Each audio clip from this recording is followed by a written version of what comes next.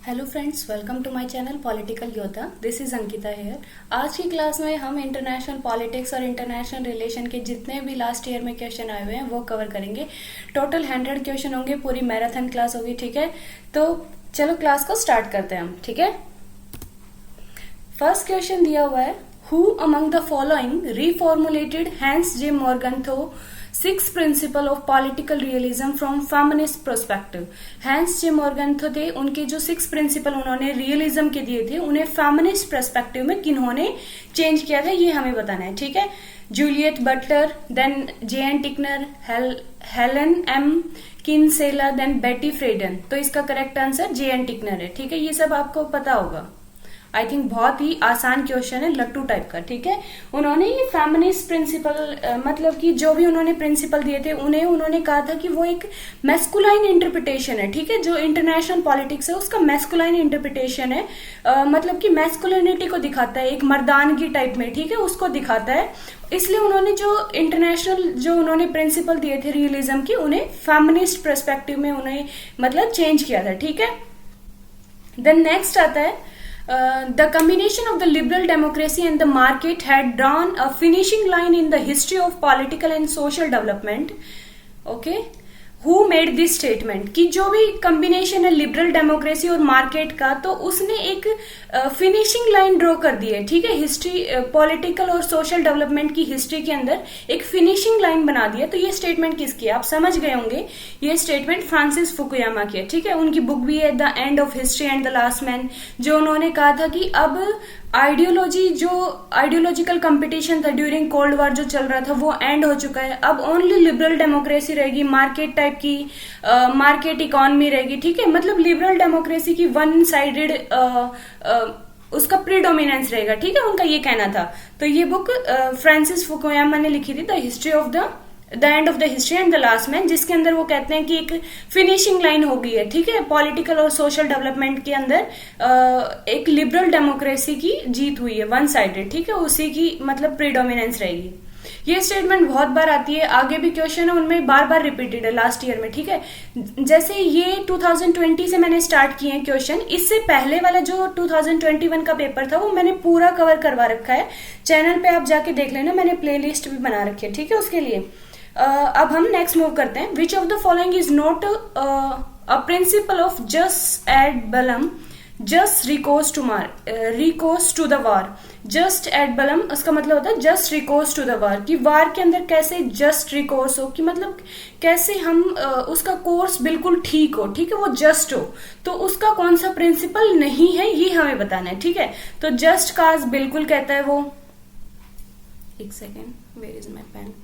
Okay, just cause की बात करते हैं। देन लेजिटिमेट अथॉरिटी की बात करते हैं कि कोई भी लेजिटिमेट अथॉरिटी होनी चाहिए, लाइक कोई सॉवरन गवर्नमेंट होनी चाहिए। ऐसा नहीं है कि कोई टेररिस्ट ग्रुप एक कंट्री से वो अटैक कर रहा है। ठीक है, देन प्रोपोर्शनलिटी होनी चाहिए वार के अंदर। ह्यूमैनिटी की बात ऐसा कुछ नहीं करता। ठीक है, ह्यूमैनिटी हो उसके अंदर ऐसी कोई, क्योंकि वार के अंदर ऑब्वियस बात है कि ह्यूमैनिटी तो नहीं है। ठीक है, तो ह्यूमैनिटी को हम एक्सक्लूड कर देंगे।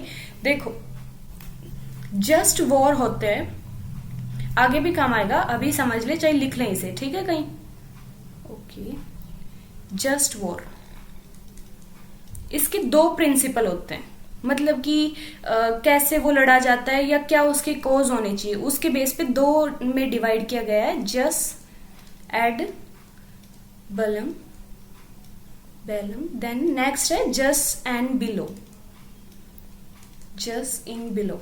ठीक है, तो इसका मतलब तो होता है कि कैसे, मतलब कि हम वार के अंदर पार्टिसिपेट करें, उसे कैसे जस्टिफाई करें। ठीक है, जिसके जस्ट रिकोर्स टू वॉर, की मतलब वार के अंदर जाएं तो हम उसे जस्टिफाई कैसे करें। जस्ट एंड बिलम उसका मतलब ये है। ठीक है, जस्ट इन बिलो का मतलब है कि जब वार करते हैं तो हम क्या क्या चीजें हमें ध्यान रखनी है। ठीक है, मतलब क्या क्या हमारे रूल होने चाहिए वो वार लड़ने के, उससे रिलेटेड है। ठीक है, तो जस्ट एंड बलम उसके अंदर क्या क्या आते हैं, जैसे कि जस्ट काज होना चाहिए, इसमें दे रखा है। देन लेजिटिमेट अथॉरिटी होनी चाहिए, प्रोपोर्शनलिटी होनी चाहिए, मतलब कि अच्छा ज्यादा हो वार के अंदर, मतलब जो भी कर रहे हैं हम उससे अच्छा रिजल्ट आए, बुरे से ज्यादा मतलब अच्छा ज्यादा हो। ठीक है, वो एक गुडविल के साथ में हो।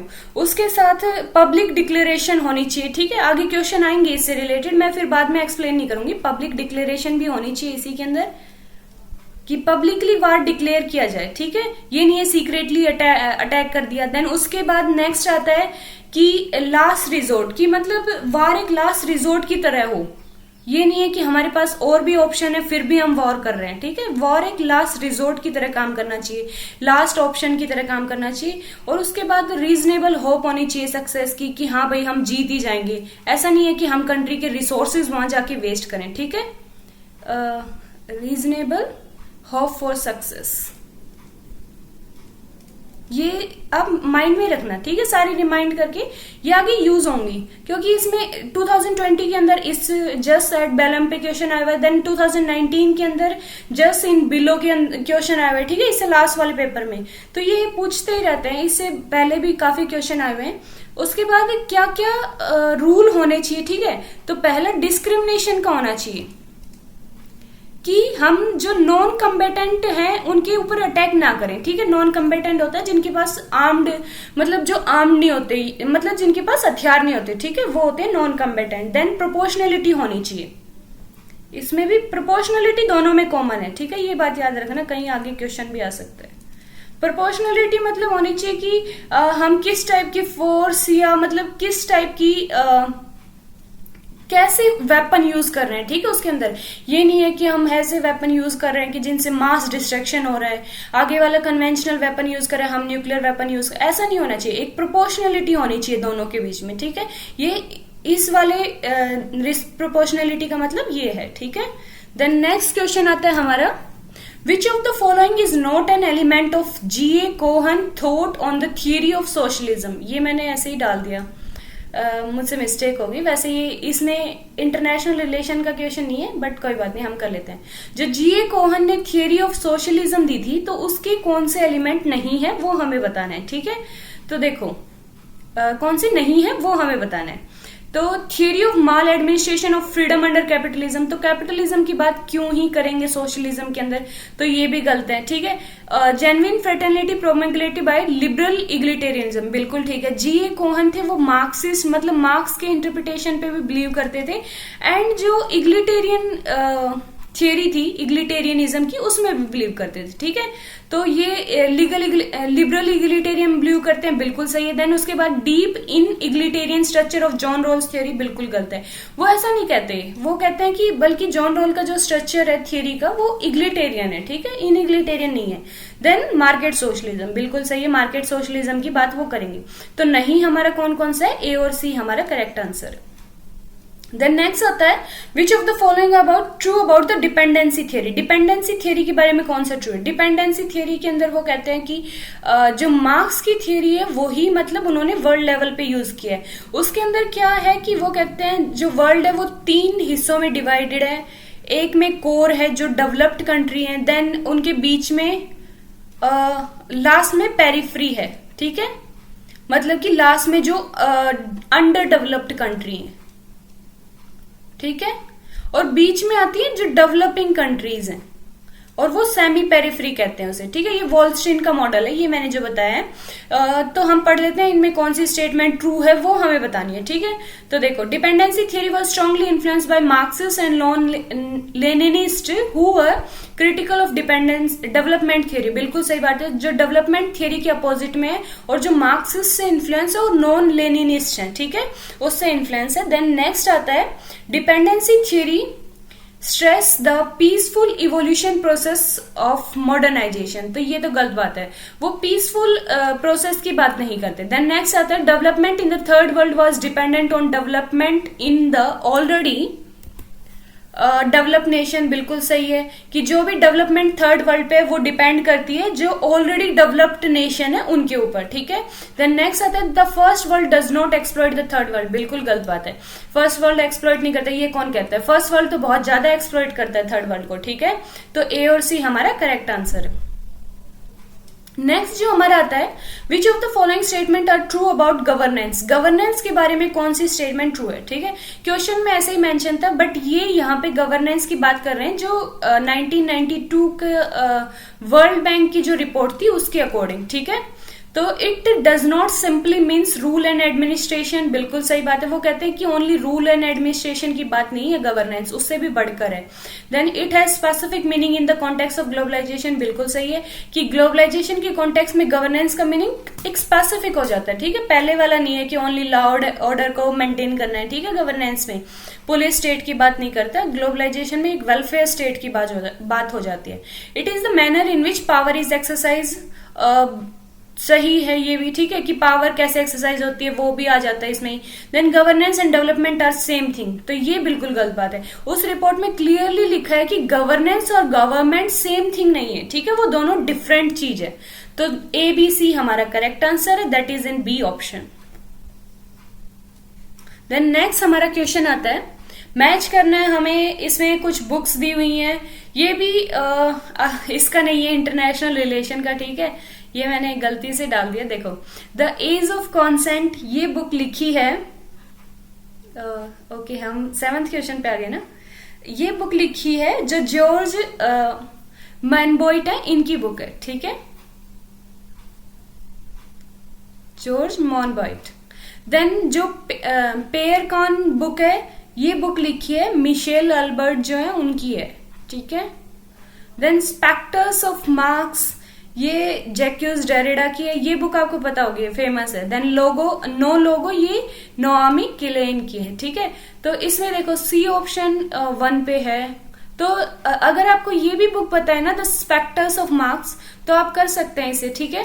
बहुत आसान क्वेश्चन है, क्योंकि जो क्वेश्चन हार्ड डाले जाते हैं उसके अंदर एक ऑप्शन ऐसा डाला जाता है जो बच्चों को पता ही हो, तो उनके ऑप्शन इस अकॉर्डिंग एडजस्ट किए जाते हैं कि अगर आपको वो बुक पता है तो आप आंसर दे सकते हैं, ठीक है। तो इनमें ऐसे सेट किया हुआ है कि एक भी आपको पता है तो आप आंसर दे सकते हैं, तो इसका करेक्ट आंसर हमारा सी है। देन नेक्स्ट आता है हमारा, इसमें फिर से मैच करना है security complex, then common security, security community, security regime, तो ये बातें किसने की है ये हमें बताना है, ठीक है। तो सिक्योरिटी कॉम्प्लेक्स बहुत फेमस है, बैरी बुजान का कॉन्सेप्ट है, ठीक है। देन नेक्स्ट आता है हमारा कॉमन सिक्योरिटी की बात करते हैं, जो पाल्मे रिपोर्ट के अंदर ये बात आई थी। देन उसके बाद सिक्योरिटी कम्युनिटी की बात कार्ल ड्यूसेच करते हैं, एंड देन सिक्योरिटी रिजिम्स की बात रॉबर्ट जेर्विस करते हैं, ठीक है। तो हमारा करेक्ट ऑप्शन है A3B4, ओके देख लेते हैं हम किसमें, that is in D option, ठीक है। देन नेक्स्ट जो हमारा ऑप्शन ओके क्वेश्चन आता है वो है, फिर से मैच करना है, तो इसमें ये रियलिज्म के थिंकर्स हैं, उनके कुछ आइडियाज हैं, वो हमें बताने हैं, ठीक है। तो bipolarity is most stable distribution of power, बहुत फेमस स्टेटमेंट है, ये केनेथ वॉल्ट्ज कहते हैं, ठीक है, जो स्ट्रक्चरल रियलिस्ट हैं या फिर नियो क्लासिकल रियलिज्म जिसे कह देते हैं, जो केनेथ वॉल्ट्ज ने दिया था। Then interest are defined in the term of power, बिल्कुल आसान क्वेश्चन है, हैंस जे मर्गन्थो का स्टेटमेंट है, इतना फेमस है कि मतलब इतनी बार आ चुका मैं खुद नहीं बता सकती, मैंने ये इतना रिपीटेड क्वेश्चन है। Then state seeks to maximise their relative position, ये स्टेटमेंट मेशिमर देते हैं, ठीक है। देन उसके बाद जो डिफेंसिव रियलिज्म, शायद डिफेंसिव या ऑफेंसिव, इनमें से शायद मेरे अकॉर्डिंग डिफेंसिव है, आप एक बार चेक कर लेना, ठीक है। देन उसके बाद है justice law and society have no place or are circumstance in international politics, justice society और लॉ की कोई प्लेस ही नहीं है इंटरनेशनल पॉलिटिक्स के अंदर, ये थ्यूसिडाइड कहते हैं, ठीक है। ये मतलब अर्लीस्ट वो है रियलिस्टिक है, ठीक है, थ्यूसिडाइड। तो हम आगे इसके फिर से क्वेश्चन आएंगे। रियलिज्म की थियोरी सबसे इंपॉर्टेंट थियोरी है आईआर के अंदर, तो उसके ऊपर से क्वेश्चन आना ऑब्वियस बात है, ठीक है। तो रियलिज्म तो आपको आना चाहिए, तो A1 हमारा ऑप्शन करेक्ट, बी ऑप्शन, ठीक है।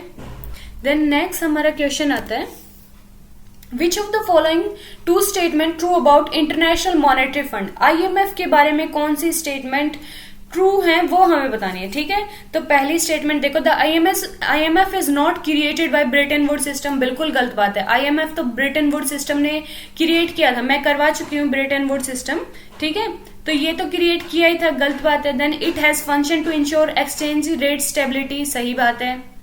देन नेक्स्ट आता है, critics see IMF as a political arm of neo liberal globalisation, सही बात है। जो क्रिटिक्स है वो कहते हैं कि आईएमएफ एक नियो लिबरल ग्लोबलाइजेशन की एक आर्म की तरह काम करती है, ठीक है। Then IMF is not a specialised organ of UN, गलत बात है। आईएमएफ एक स्पेशलाइज्ड ऑर्गन है, ठीक है। तो बी और सी हमारा करेक्ट आंसर है। नेक्स्ट जो आता है हमारा, दो स्टेटमेंट दी हुई है, वो हमें बतानी कौन सी ट्रू है कौन सी नहीं, दोनों सही है या नहीं है, ठीक है। आपको पता होगा, ये आप अटेम्प्ट करते ही रहते हैं पेपर में। तो globalisation has helped in deepening of democracy in India, पहली स्टेटमेंट ये दी हुई है। तो आपको लगता है ये ट्रू है? गलत बात है, ठीक है।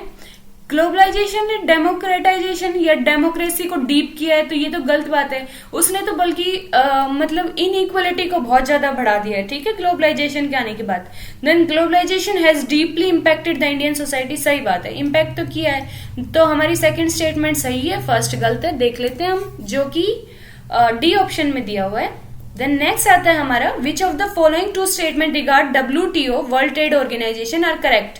डब्ल्यूटीओ के बारे में कौन सी सही स्टेटमेंट है वो हमें बतानी है, ठीक है। तो पहली है, it is only international organisation dealing with global trade rule, बिल्कुल सही है कि नेशन के बीच में जो ट्रेड रूल होते हैं, आपस में जो ट्रेड करते हैं, उनके रूल्स को रेगुलेट करती है, सही बात है डब्ल्यूटीओ।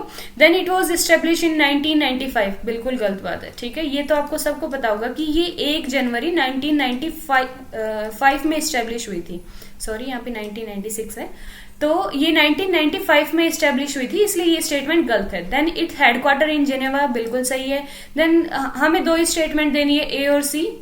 स्टाफ के बारे में ये तो ऐसे ही बोगस स्टेटमेंट है, ठीक है, इस पे ज्यादा ध्यान देने की जरूरत नहीं। देन नेक्स्ट आता है, which of the following two are correct regarding the right to development. Right to development है, जो कि डिक्लेरेशन 1986 में हुई थी, उसके बारे में हमें बताना है कि कौन सी स्टेटमेंट ट्रू है, कौन 2 स्टेटमेंट बतानी, ठीक है। तो the declaration of right to development was adopted by General Assembly in 1986, बिल्कुल सही है।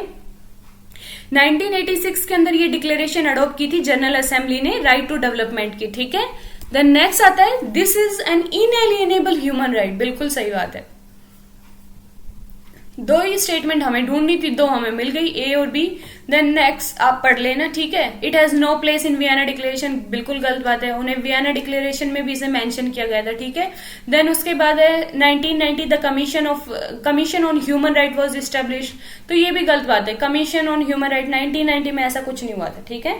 देन नेक्स्ट आता है हमारा असर्शन रीजनिंग का क्वेश्चन है, तो इसमें असर्शन की स्टेटमेंट दी हुई है, United Nation Organization was establish on 24 October 1945, बिल्कुल सही बात है। Then its main objective is to establish world peace, ये भी सही बात है। तो ए और आर दोनों करेक्ट है। और उसका एक्सप्लेनेशन टाइप में, मतलब कि जरूरी नहीं है कि वो देखो, आप इन्हें अटेम्प्ट करने का एक सिंपल सा फंडा ये है कि अगर आपको पता है कि ये एक्सप्लेन कर रहा है और दोनों स्टेटमेंट ठीक है, देन ए ऑप्शन ठीक है, ठीक है। अगर स्टेटमेंट आपस में कॉन्ट्राडिक्टरी है, ठीक है, मतलब कोई मेल ही नहीं खा रहा है, तो और दोनों सही स्टेटमेंट है, तो बी ऑप्शन सही है कि वो उसे एक्सप्लेन नहीं कर रहा है। या फिर दोनों अलग अलग चीजों के बारे में स्टेटमेंट है और दोनों ट्रू हैं, तो भी बी ऑप्शन है, ठीक है।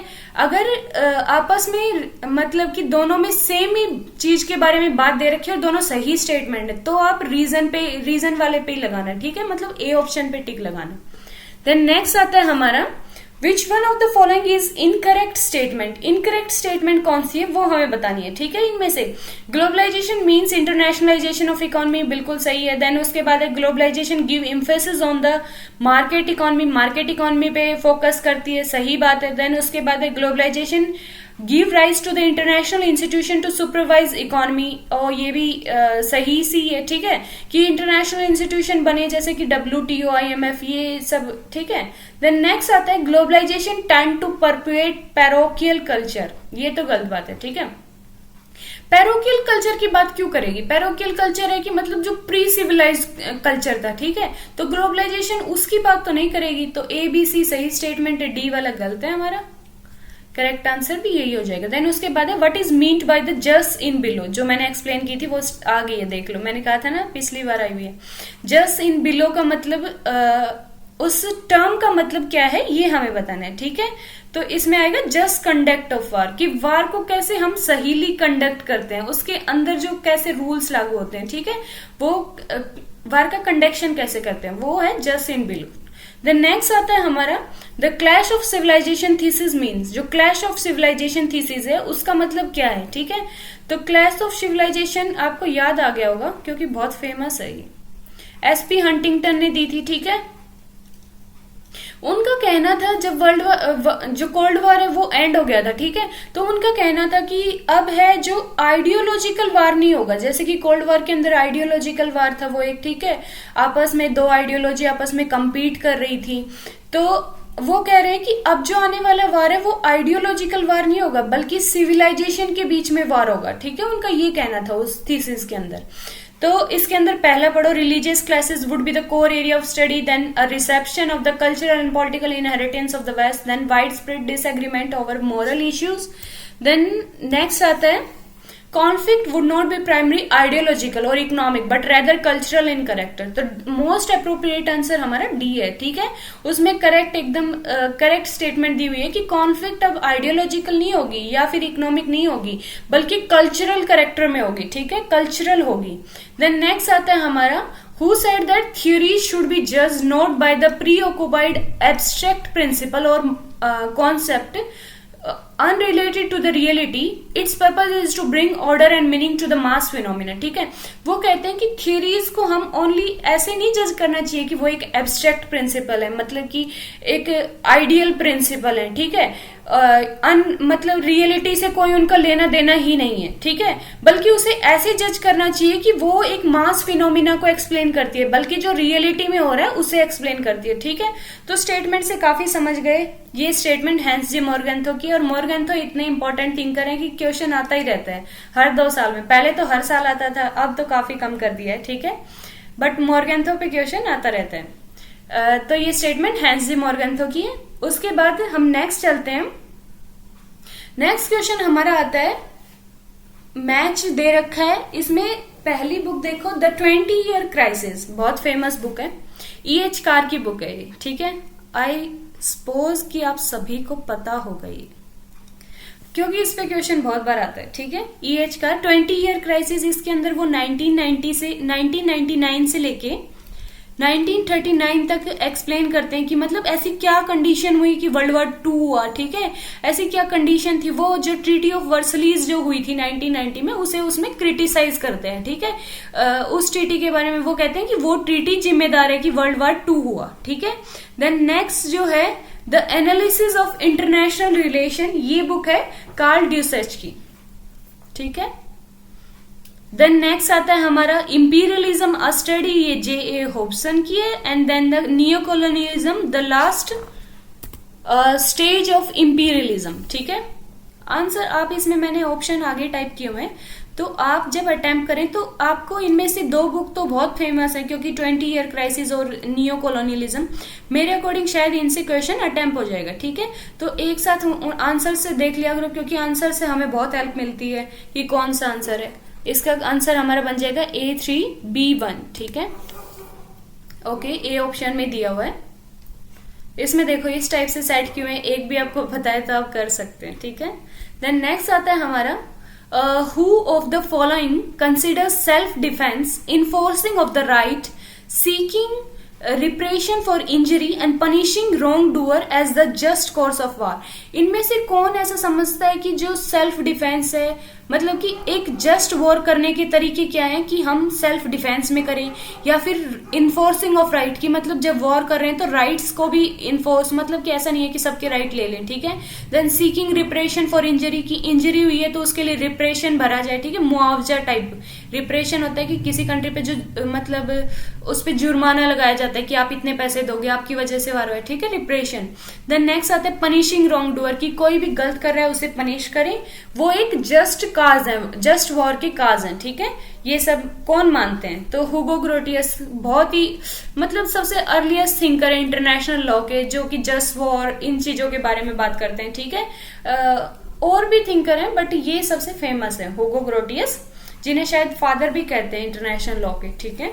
देन नेक्स्ट आता है हमारा who have argued that far from an objective reality international politics is world of our making, कि ऑब्जेक्टिव रियलिटी से दूर इंटरनेशनल पॉलिटिक्स है वो एक ऐसी दुनिया है जो हमने खुद बनाई है। ठीक है, तो स्टेटमेंट से आप समझ गए होंगे कि दुनिया खुद बनाने का काम कौन करता है, कौन सी थियरी करती है, कंस्ट्रक्टिविस्ट करती है। ठीक है, कंस्ट्रक्टिविस्ट थियरिस्ट कहते हैं कि जो वर्ल्ड है, जो ऑब्जेक्टिव रियलिटी है, वो उसे छोड़ के जो वर्ल्ड ट्रूली जो अभी प्रेजेंट है वो हमने खुद बनाया है। ठीक है, और कंस्ट्रक्टिविस्ट ये वर्ल्ड ऑफ आवर मेकिंग ये स्टेटमेंट किसकी है, ऑनव। ठीक है, ये एक कंस्ट्रक्टिविस्ट थिंकर है, आगे भी क्वेश्चन आएगा इससे रिलेटेड। ठीक है, याद रखना।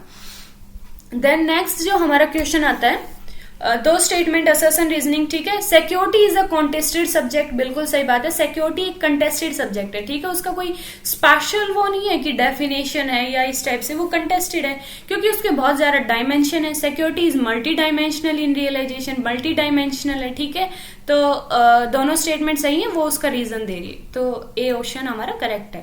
देन नेक्स्ट आता है विच one of the following pair is not correctly match, इनमें से करेक्टली मैच नहीं है वो हमें बताना है। ठीक है, तो सबसे पहले अगर आपको कंफ्यूजन हो तो सारे ऑप्शन ध्यान से पढ़ना। ठीक है, पहला है जेंडर फेमिनिज्म। देखो ये फेमिनिज्म जो जेंडर की बात करता है बिल्कुल सही है। डिपेंडेंसी थ्योरी इकोनॉमिक इंटरेस्ट की बात करती है, ये भी सही बात है। देन रियलिज्म स्टेट्स को एक्टर मानता है, प्राइमरी एक्टर जो है वो स्टेट है। ठीक है, देन ग्लोबलिज्म एक ही बचता है जो हमारा गलत है। ठीक है, ग्लोबलिज्म नॉन स्टेट एक्टर, वो कहते हैं कि ग्लोबलिज्म कहता है कि बल्कि सभी हैं, नॉन स्टेट एक्टर भी हैं, स्टेट भी हैं। ठीक है, हर टाइप के एक्टर हैं उसमें, और मतलब टेररिस्ट ऑर्गेनाइजेशन, मतलब ग्लोबलिज्म हर एक एक्टर की बात करता है, ओनली नॉन स्टेट एक्टर की बात नहीं करता। ठीक है, देन नेक्स्ट आता है which of the following pair is mismatch, कौन सा पेयर मिसमैच है। ठीक है, कौन सा पेयर गलत है वो हमें बताना है।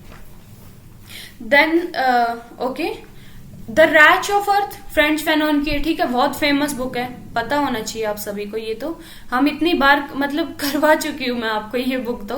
देन नेक्स्ट आता है world order, world order Henry Kissinger बात करते हैं, बिल्कुल सही है। Then implosion of capitalism Samir Amin, बिल्कुल सही है। Then neo colonialism the last stage of imperialism, पीछे हम कर चुके हैं, ये बुक ख्वामे नकुमा की है। ठीक है, इनकी नहीं है, पीछे मैच द फॉलोइंग में कर चुके हैं। ये बुक बहुत फेमस है, आपको मिल ही जाएगी, मतलब इस पेपर में भी मैं जो आपको करवा रही हूँ सारे क्वेश्चन, उनमें भी 3 से 4 बार लिखी हुई है। देन नेक्स्ट जो क्वेश्चन आता है हमारा, गलत बताना था, ओके ये तो हमारा हो गया। देन नेक्स्ट है, अब मैच करना है हमें Andrew Linklater, then F Clarke, Kenneth Hoy, then J Ann Tickner, ये इनमें से कौन सी बुक किसकी है ये हमें बताना है। ठीक है, तो पहला जो दिया हुआ है एंड्रू लिंकलेटर, तो एंड्रू लिंकलेटर की बुक है the transformation of political community.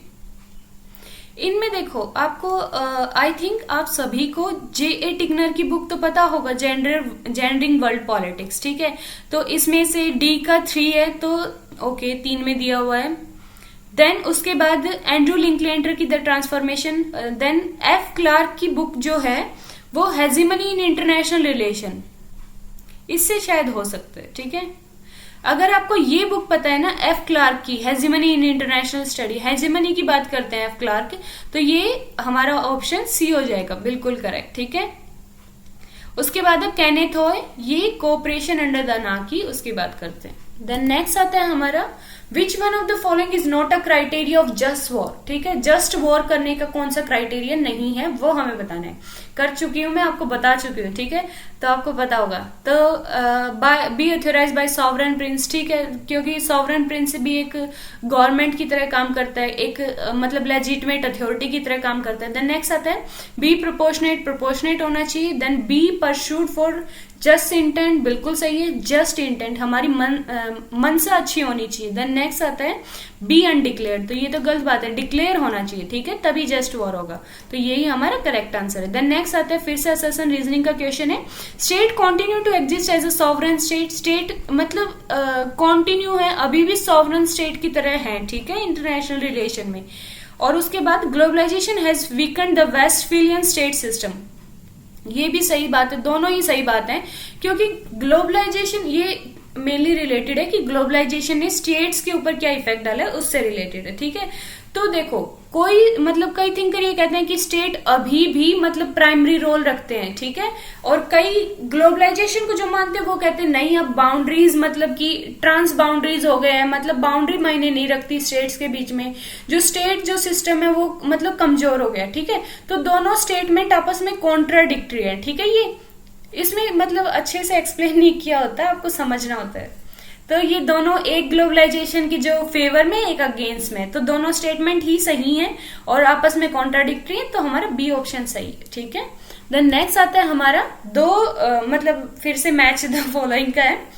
इसमें पहला है Wassenaar agreement, then Australia group, NSG national nuclear supply group, then MTCR missile technology control regime. ठीक है, तो ये हमें बताना है कि कौन सा एग्रीमेंट किससे रिलेटेड है, कौन सी ऑर्गेनाइजेशन किससे रिलेटेड है। ठीक है, तो जो सबसे पहले वासेनार एग्रीमेंट था वो एक्सपोर्ट कंट्रोल से रिलेटेड है। ठीक है, एक्सपोर्ट कंट्रोल जो कन्वेंशनल आर्म्स में जो एक्सपोर्ट हो रहा था या फिर जो ड्यूअल यूज टेक्नोलॉजीज थी उनके एक्सपोर्ट में जो हो रहा था, जो 1996 के अंदर कंक्लूड हुआ था ये। ठीक है, ये उससे रिलेटेड है। देन नेक्स्ट आता है, शायद आप इससे भी आंसर ओके नहीं हो रहा, हमारा अभी 50-50 हुआ है। देन ऑस्ट्रेलिया ग्रुप जो है वो जो न्यूक्लियर वेपन का स्प्रेड है उसे रोकती है। ठीक है, केमिकल और बायोलॉजिकल वेपन है उसे रोकती है, न्यूक्लियर वेपन नहीं, केमिकल और बायोलॉजिकल। जो न्यूक्लियर सप्लाई ग्रुप है वो न्यूक्लियर वेपन की बात करता है। ठीक है, तो जो स्प्रेड, तो ये कौन से में है, ओके ए ऑप्शन में है। देन उसके बाद जो केमिकल और बायोलॉजिकल वेपन के लिए, ये याद रखना। ठीक है, ऑस्ट्रेलिया ग्रुप। देन जो न्यूक्लियर सप्लाई ग्रुप है वो न्यूक्लियर वेपन के जो एक्सपोर्ट है उसे रोकता है। ठीक है, तो ये non proliferation of nuclear weapon, ठीक है, उनकी बात करता है। देन नेक्स्ट आता है मिसाइल कंट्रोल रिजीम, ये बात करती है कि जो वेपन ऑफ मास डिस्ट्रक्शन है उनके कंट्रोल की, उनके नॉन प्रोलिफिकेशन की। ठीक है, देन हमारा करेक्ट आंसर बन गया A3B1। ओके, किस में है ये, ए ऑप्शन हमारा सही। ओके, इसमें पेन, ठीक है। देन नेक्स्ट आता है हमारा who among the following belong to British school of realism. जो ब्रिटिश स्कूल ऑफ रियलिज्म है उससे कौन बिलोंग करता है, ठीक है, वो हमें बताना है। जो ब्रिटिश स्कूल ऑफ रियलिज्म है वो थोड़ा लिबरल है। ठीक है, मतलब लिबरल रियलिज्म है वो, ठीक है, इस टाइप से। देन उसमें वो कहता है कि आइडियाज मैटर करते हैं, काफी आइडियल बातें करते हैं, बट जैसे स्कूल ऑफ रियलिज्म इसका नाम हो गया तो रियलिज्म से एसोसिएटेड है, तो वो कहते हैं कि आइडियाज मैटर करते हैं। ठीक है, ऐसा नहीं है कि ऑब्जेक्टिव रियलिटी ही हमेशा मैटर करती है, बल्कि आइडियाज भी मैटर करते हैं। ठीक है, उनका ये कहना है। तो इनमें से कौन बिलोंग करता है वो हमें बताना है। ठीक है, तो इसका करेक्ट आंसर है हेडली बुल है, जो वो ब्रिटिश स्कूल ऑफ रियलिज्म से बिलोंग करते हैं। और वो कहते हैं कि स्टेट्स के कुछ कॉमन, मतलब कि स्टेट्स कुछ कॉमन इंटरेस्ट भी होते हैं। ठीक है, वो उन्हें क्यों शेयर करते हैं, क्योंकि उन्हें फियर होता है और अनरिस्ट्रिक्टेड वायलेंस, इन सब चीजों का मतलब डर होता है। तो इस वजह से स्टेट्स के बीच में कुछ कॉमन इंटरेस्ट होते हैं, और जिस वजह से जो कॉमन इंटरेस्ट होते हैं उनकी वजह से कुछ कॉमन आइडियाज बनते हैं। ठीक है, कॉमन फिर आइडियाज से लाइक ऑर्गेनाइजेशन या कोई भी रिजीम कुछ भी बन सकता है। ठीक है, आइडियाज से फिर उसके बाद उनका ये मानना था। देन नेक्स्ट जो क्वेश्चन है हमारा, which one of the following is not a major assumption of balance of power. जो बैलेंस ऑफ पावर डॉक्ट्रिन है उसका अजम्पशन कौन सा नहीं है वो हमें बताना है। ठीक है, तो बैलेंस ऑफ पावर जो है वो मेनली रिलेटेड है रियलिज्म से। ठीक है, और इसकी ज्यादातर बात जब वर्ल्ड वॉर 2 हुआ था तब की जा रही थी। ठीक है, जब स्टेट्स आपस में अलायंस बना रहे थे तो उसके बाद भी बात हुई है बैलेंस पावर की, बट बैलेंस ऑफ पावर तब निकल के आया था। ठीक है, तो जो स्टार्टिंग वाली दे रखी है हमें, state are determined to protect vital national interest, बिल्कुल सही बात है कि वो अपने नेशनल इंटरेस्ट की बात करते हैं स्टेट। उसके बाद देन है वाइटल नेशनल इंटरेस्ट में भी थ्रेटन, सही बात है, वाइटल जो नेशनल इंटरेस्ट है वो थ्रेट होता है। मतलब कि नेशन का इंटरेस्ट कई बार मतलब उन्हें थ्रेटन, समझ गए ना, मुझे थ्रेटन का करेक्ट मीनिंग नहीं पता लग रहा। वर्ड मुंह पे नहीं आ रहा। देन उसके बाद है relative power position of the state can be measured, बिल्कुल सही बात है। Then state apply moral parameter for assessing other behaviour, तो ये तो गलत बात है। जब रियलिज्म की बात आ रही है तो मोरल पैरामीटर की बात हम मतलब सोच भी नहीं सकते, ठीक है। रियलिज्म कभी मोरलिटी की बात नहीं करेगा, तो ABC हमारा करेक्ट आंसर है। मतलब कि नोट बताना था तो D आंसर हमारा करेक्ट हो गया। ओके, देन नेक्स्ट आता है the notion of balance of terror is related to. Balance of terror, उसमें बैलेंस ऑफ पावर था, ठीक है, कंफ्यूज मत होना। बैलेंस ऑफ टेरर जो है वो किससे रिलेटेड है वो हमें बताना है, ठीक है। तो ग्लोबल, इसमें सारे ऑप्शन पढ़ना फिर आपको पता लगे। Global terrorism, then counter terrorist strategies, then terrorist activity of drug traffickers, then overkill capacity emanating from the nuclear weapon. तो सबसे अप्रोप्रिएट कौन सा है कि जो भी न्यूक्लियर वेपन है उनकी जो ओवर किलिंग कैपेसिटी है। तो ज्यादातर डर क्या लगा रहता है कि जो भी न्यूक्लियर वेपन है वो कहीं टेररिस्ट ग्रुप के हाथ में ना जाए, क्योंकि उन्हें तो देखना नहीं होगा फिर कि किस पे छोड़ना है, किस पे नहीं छोड़ना, कहाँ छोड़ना है, ठीक है। तो ओवर किलिंग कैपेसिटी उसे बैलेंस करने के लिए ये नोशन है, ठीक है। देन नेक्स्ट आता है which of the following is not specialise agency of UN. UN की स्पेशलाइज एजेंसी कौन सी नहीं है वो हमें बताना है, ठीक है। तो WHO है, FAO है, IMF है, World Health Organization, then International Monetary Fund, Food and Agriculture Organization, then OPEC नहीं है, ठीक है। ओपेक एक रीजनल ऑर्गेनाइजेशन है जो पेट्रोलियम एक्सपोर्टिंग कंट्रीज है उनकी, ठीक है। देन नेक्स्ट आता है हमारा which of the following agreement was not visualised by Morton Kaplan. Morton Kaplan जो है वो कौन से टाइप के एग्रीमेंट्स को विजुअलाइज नहीं करते, कौन से टाइप के एग्रीमेंट को सपोर्ट नहीं करते, ठीक है, उनकी अपनी बुक में। तो कौन सा हमारा okay Morton Kaplan balance of power की बात करेंगे, ठीक है। देन टाइट बाइपोलर और लूज बाइपोलर सिस्टम की बात करते हैं। देन यूनिपोलर सिस्टम की बात नहीं करते, ठीक है। मोर्टन कैप्लान 6 टाइप के सिस्टम देते हैं, वो आपको मैं बता देती हूँ।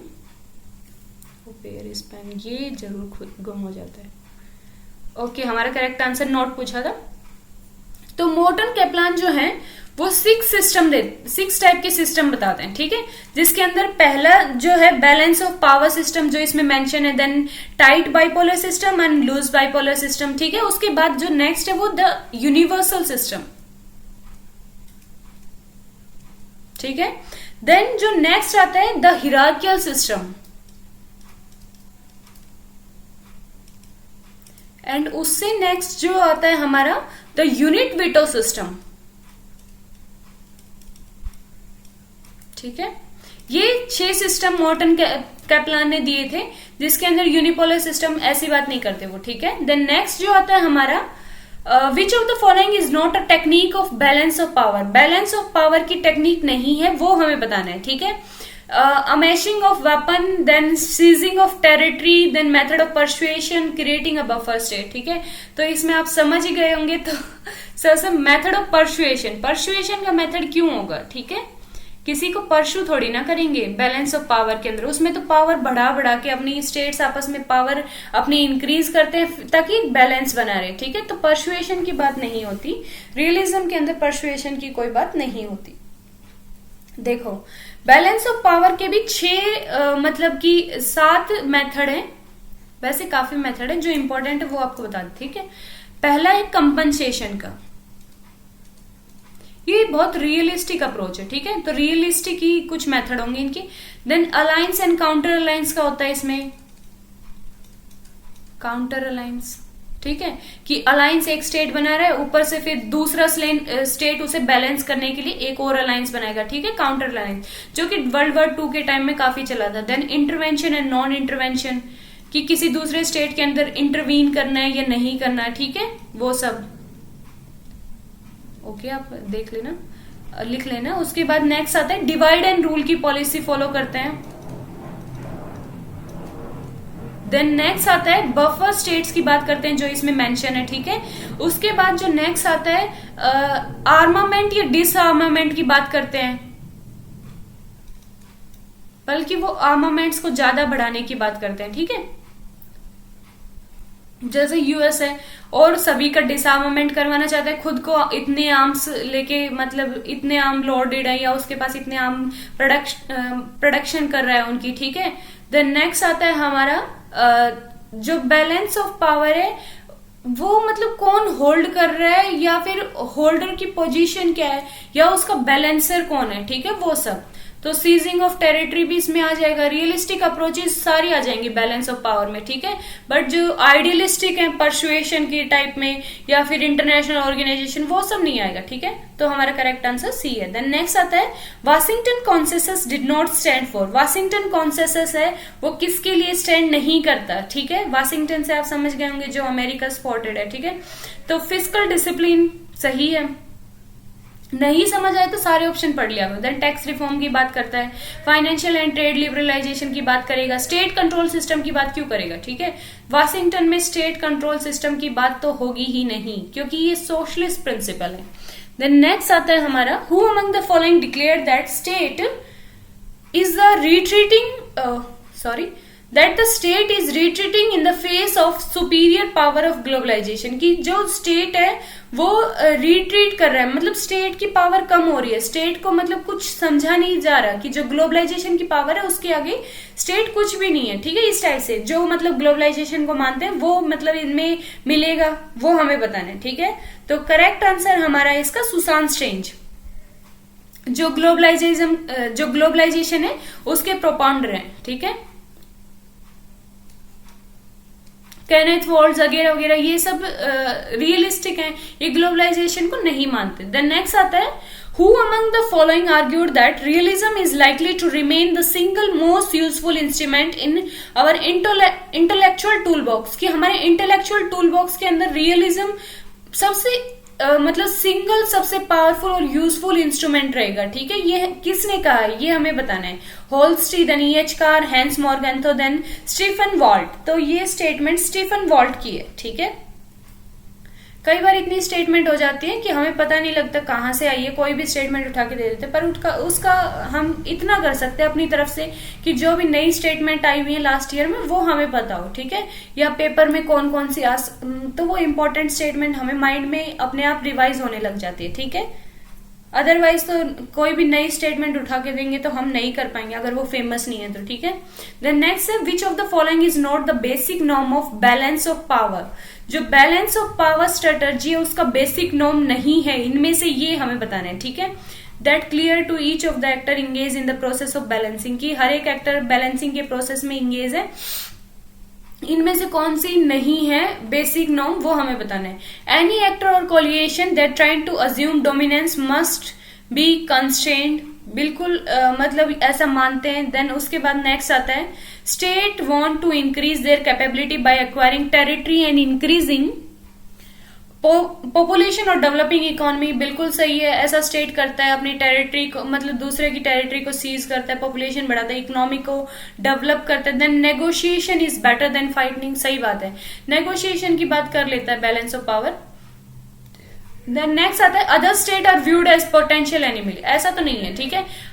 और स्टेट को पोटेंशियल एनिमीज नहीं माना जाता, और स्टेट को ऐसे माना जाता है कि हाँ वो मतलब है थ्रीट, बट उसके लिए एक अलायंस बनाया जाता है, ठीक है। स्टेट आपस में अलायंस करते हैं तो ऐसे आपस में काउंटर अलायंस ऐसे बनते रहते हैं, ठीक है। तो डी ऑप्शन हमारा करेक्ट है। देन नेक्स्ट आता है मैच है हमारा एमसी लीन, देन एमसी मिलान, उसके बाद मॉर्गेंथो, देन जॉर्ज स्कोवार्चबर्गर, ठीक है, बर्गर, ओके। ये बार बार आएगा ये वर्ड, मुझे इतना मतलब इतना बड़ा नाम है उनका, मुझसे पढ़ा ही नहीं जा रहा, ठीक है, मैं बर्गर ही बोल रही हूँ इन्हें बार बार। देन वेन डाइक, ठीक है, ये हमें बताना है कि कौन से राइटर की कौन सी स्टेटमेंट्स हैं, इसमें स्टेटमेंट्स मेंशन है, ठीक है। तो सबसे पहले जो एमसी मेलन है और एमसी लीन है, ये कहते हैं power is ability to make people do what they would do not otherwise have done. वो कहते हैं कि पावर एक एबिलिटी है कि जिसके तहत मतलब इंसान दूसरे इंसान से वो करवा सकता है कि जो वो नहीं करना चाहता था, ठीक है। देन मॉर्गेंथो की शायद इससे आप क्वेश्चन को भी सॉल्व कर सकते हैं, ठीक है। Defined power as man's control, ये बहुत famous statement, man's control over the mind and actions of the another man, ठीक है। मैं एक बार ऑप्शन देख लेती हूँ अगर आप कह सकते हैं कि नहीं। ओके, 2 में दिया हुआ है हमारा देन नेक्स्ट आता है जॉर्ज स्कूवार्जबर्गर, ठीक है। तो ये स्टेटमेंट है, ये कहते हैं defined power as capacity to impose one's will, कि अपनी विल को किसी के ऊपर इम्पोज किया जाए, ठीक है। वो सब दूसरे की नॉन कॉम्प्लियंस है, मतलब वो उसे मान भी नहीं रहा है, फिर भी हम अपनी विल जो अपनी मर्जी है उसे थोप रहे हैं, ठीक है, उस पे। देन वेन डायक एक बच गया, it is not so much the absolute power of a state as its power imposition in the relation to other state that counts, ठीक है, कि ऐसा नहीं है कि एब्सोल्यूट पावर है, ये वेन डाइक बात करते हैं। तो हमारा करेक्ट आंसर बन जाएगा A4 B3 D, ओके, 4 3 2 1 देख लेंगे हम किस में, ये फर्स्ट ऑप्शन में A। देन नेक्स्ट आता है हमारा असर्शन रीजनिंग का है, end of cold war signified a shift from ideological politics in the international relation, कि जो एंड ऑफ कोल्ड वॉर है वो सिग्निफाई करता है कि जो आइडियोलॉजिकल पॉलिटिक्स जो चल रही थी, ठीक है, वो खत्म हो गई है, ठीक है, तो सही भी बात है। Then religious fundamentalism is posing a threat to security, जो रिलीजियस फंडामेंटलिज्म उसके बाद जो आया वो एक सिक्योरिटी को थ्रेट करता है, जो कि किस वजह से है, ग्लोबलाइजेशन। तो दोनों स्टेटमेंट सही है और आपस में रिलेट तो कहीं कर ही नहीं है, तो दोनों सही है और रिलेट नहीं कर रही, तो रीजन नहीं, ठीक है। देन नेक्स्ट आता है, in which year UN general assembly adopted convention on the right of person with disability, ये तो आपको याद होना चाहिए, 2006 के अंदर मतलब ये कन्वेंशन आई थी, ठीक है। देन 2007 के अंदर सिग्नेचर हुए थे और 2008 के अंदर वो इम्प्लीमेंट हो गई थी, ठीक है। तो 2006 हमारा आंसर है, ये हम देख लेंगे, ए आंसर है। देन नेक्स्ट आता है हमारा, which of the following right is not included in second generation of the human right, second generation of human right है, उसके अंदर कौन सा इंक्लूडेड नहीं है वो हमें बताना है, ठीक है। तो पहले मैं आपको बता देती हूँ कौन कौन सी जनरेशन है। जो फर्स्ट जनरेशन है ह्यूमन राइट की, उसके अंदर सिविल और पॉलिटिकल राइट की बात की गई थी, सिविल एंड पॉलिटिकल राइट, ठीक है। जैसे कि वोट मांगने का अधिकार मांग रहे थे, या फिर फ्रीडम मांग रहे थे स्पीच और उन सब की, ठीक है, freedom of speech and expression वो सब। देन उसके बाद डिस्क्रिमिनेशन ना हो उस टाइप की, या फिर रिलीजन की फ्रीडम, वो सब उसमें आती है। और इसके अंदर कौन कौन से मेजर इवेंट्स आते हैं, कि जैसे इंग्लिश रिवॉल्यूशन हुआ था 1688 का, जिसके अंदर पार्लियामेंट सॉवरन इस्टेब्लिश हो गई थी उसके बाद, वो सब। देन उसके बाद फ्रेंच डिक्लेरेशन इसी के अंदर आती है। Then American bill of right जो कि 1791 के अंदर जो अमेरिकन बिल ऑफ राइट आया था वो सब आती है, ठीक है इसमें।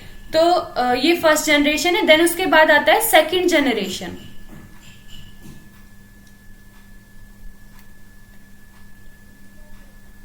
सेकंड जनरेशन है, उसके अंदर आते हैं जो भी इकोनॉमिक और सोशल राइट थे वो सब आ जाएंगे, ठीक है।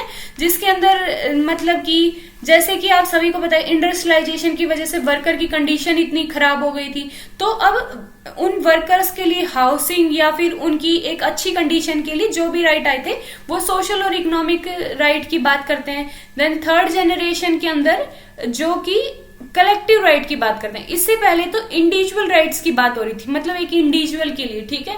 देन थर्ड जनरेशन में कलेक्टिव राइट की बात होती है, हर किसी के लिए, जो भी राइट है हर किसी के लिए, जैसे राइट टू पीस की शांति का अधिकार, देन डेवलपमेंट का, देन उसके बाद एनवायरमेंट का, फ्री एनवायरमेंट का, ठीक है। एनिमल्स राइट की बात होने लगी, वो सब थर्ड जनरेशन के राइट में, सेल्फ डिटर्मिनेशन की बात होने लगी, ठीक है। तो हमारी कौन सी क्वेश्चन में ये पूछा है कौन सा सेकंड जनरेशन में नहीं है वो हमें बताना है, ठीक है। तो देखो एजुकेशन होगा, हेल्थ होगा, हाउसिंग होगा, टॉर्चर और स्लेवरी ये तो कोई बात नहीं की गई थी, ठीक है। तो सी ऑप्शन हमारा करेक्ट है। देन नेक्स्ट जो आता है हमारा, which one of the following peace keeping operation which of the following peacekeeping operation of the United Nations is not an example of first generation peacekeeping operation? जो first generation peace keeping operation थे उनका example नहीं है, ठीक है। तो first generation peace keeping operation उसके अंदर क्या होता था कि यूएन मतलब बहुत वीक था, ठीक है। उसके अंदर आर्म्स होते थे उनके, जो यूएन की जो सोल्जर्स थे उनके पास, बट उन्हें मतलब यूज करने का अधिकार नहीं हुआ करता था उनके पास, वो बहुत ही लिमिटेड था, ठीक है। वो रूल्स के अंदर इंगेज थे, मतलब रूल्स से बंधे हुए थे, वो जो भी सोल्जर थे वो टाइटली रूल्स से लिमिटेड थे, ठीक है। और उसके बाद और क्या क्या थे फर्स्ट जनरेशन के अंदर, जो जिस भी पार्ट मतलब जिस भी कंट्री के अंदर यूएन की फोर्स जानी है तो वहां पे होस्ट जो कंट्री है उससे परमिशन भी लेनी पड़ती थी, ठीक है। उसके बाद है इम्पार्शलिटी बिटवीन कॉन्फ्लिक्ट फैक्शन की, जो भी कॉन्फ्लिक्ट थी दोनों कंट्रीज के बीच में, उनके बीच में इम्पार्शलिटी बना के रखनी पड़ती थी। देन उसके बाद the non use of force by the UN troops, जो यूएन ट्रूप्स थे वो वहां पे फोर्स यूज नहीं किया करते थे, ठीक है। वो मतलब एक शांति की तरह यूज किया जाता था, ठीक है।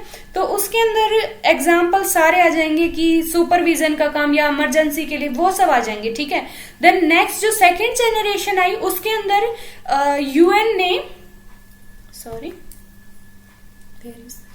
सेकेंड जनरेशन आई उसके अंदर यूएन की जो फोर्सेस थे वो एक तो फोर्स यूज करने लगे थे, ठीक है, सोल्जर थे। देन उसके बाद सिविलियन एक्सपर्ट्स की बात मानी जाने लगी। देन जो रिलीफ स्पेशलिस्ट थे उनसे भी मतलब सलाह ली जाने लगी, ठीक है। उसके बाद जो सोल्जर थे वो अपनी फोर्स इंप्लॉय कर सकते थे, ये तो मैंने बता दिया, ठीक है। और सबसे पहले जो सेकंड जनरेशन की 1990s के अंदर, ठीक है, इसमें एग्जांपल आते हैं कंबोडिया के अंदर, यूगोस्लाविया या सोमालिया के अंदर, ठीक है। ये सब सेकंड जनरेशन के एग्जांपल हैं। तो ये जो फर्स्ट ऑप्शन है UN transnational authority in the Cambodia, ये सेकंड जनरेशन का एग्जाम्पल है, फर्स्ट का नहीं है, और सारे फर्स्ट जनरेशन के, ठीक है। देन नेक्स्ट आता है हमारा कुछ मतलब कुछ आइडियाज दिए हुए हैं और राइटर दिए हुए हैं, ठीक है। बहुत आसान क्वेश्चन।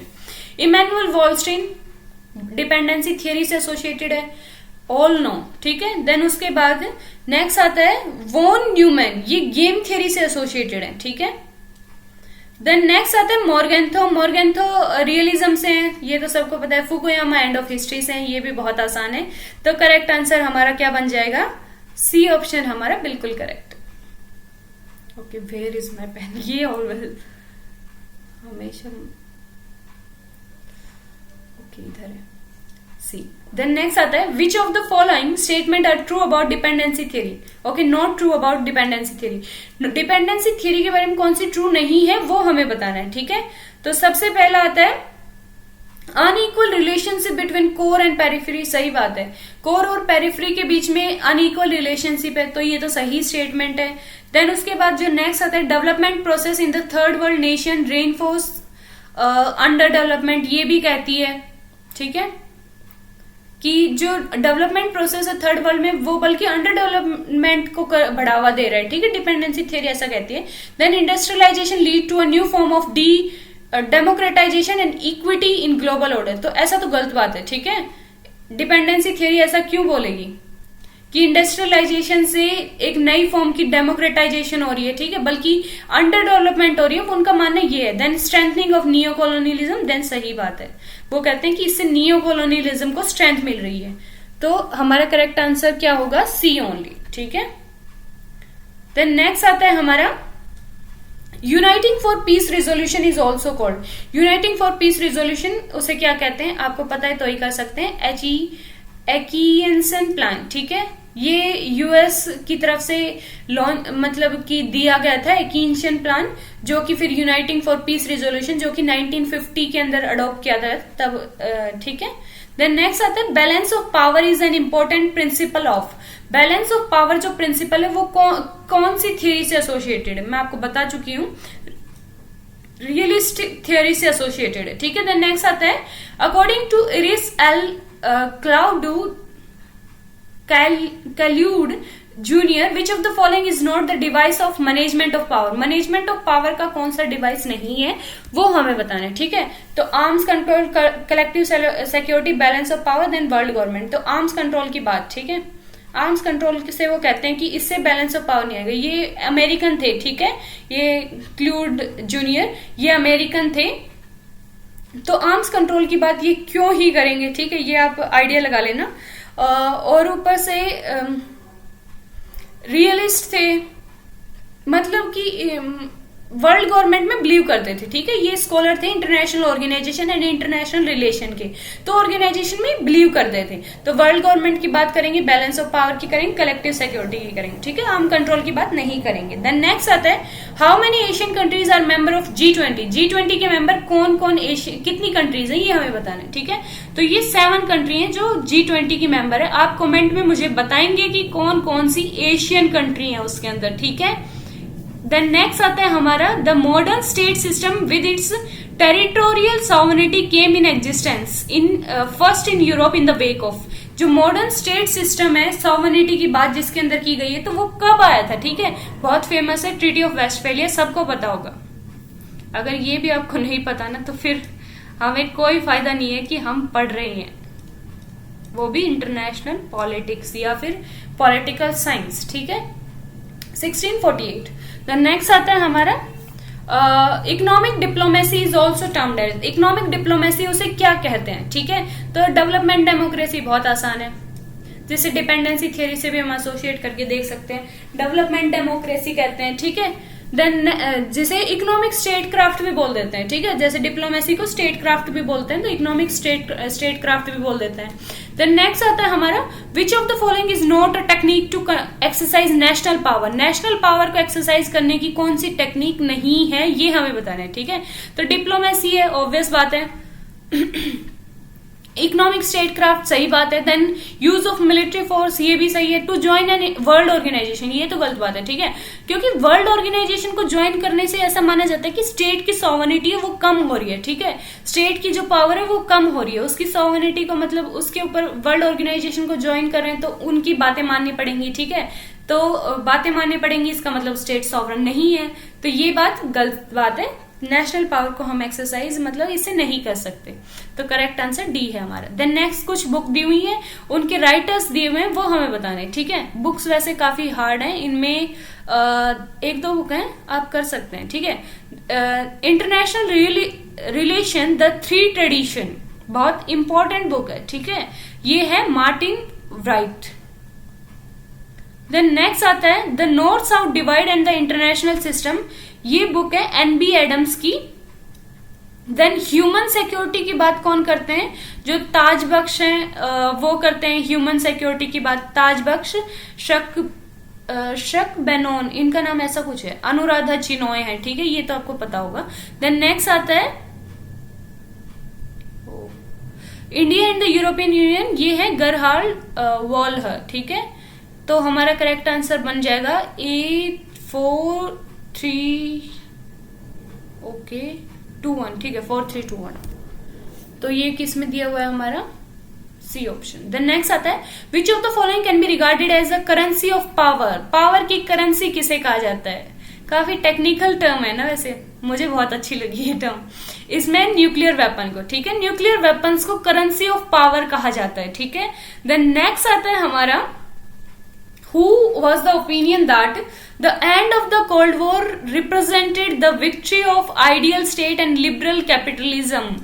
बहुत ही फेमस स्टेटमेंट है और आपको आइडिया भी हो गया होगा कि एंड ऑफ कोल्ड वॉर है, उससे उसका मतलब ये है कि विक्ट्री हुई है आइडियल स्टेट की और लिबरल कैपिटलिज्म की, मतलब लिबरलिज्म की।